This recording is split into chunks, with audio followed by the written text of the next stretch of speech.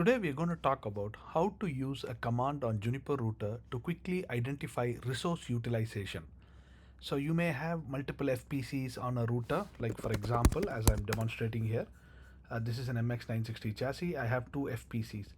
So when you run the traditional show chassis FPC command, you get the utilization displayed for heap and buffer.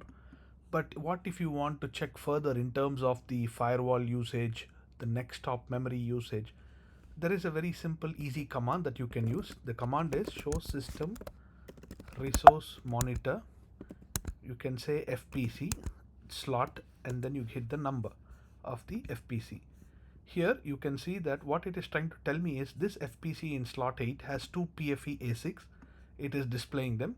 For PFE 0, the next stop memory that is free or currently available is 81%. Likewise, the firewall memory that is free is 99%.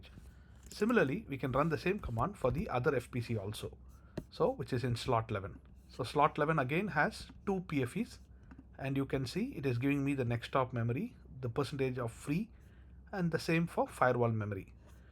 Now, if you want to check further in terms of how much of class of service memory is utilized, you can run show system resource monitor summary, and what it does is it lists the FPCs, all the FPCs, with a quick snippet of the utilization of class of service schedulers. For example, when I ran this command show system resource monitor summary, you can see it's first displaying the thresholds that are available, and then if I look at slot 8, it is telling me that for slot 8 PFE 0, the filter counters that are utilized. So when you have firewalls with filter counters, the percentage of memory that is used, IFL counter memory. So if you are using per IFL like unit 0, unit 1, unit 2, what is the counter memory per IFL?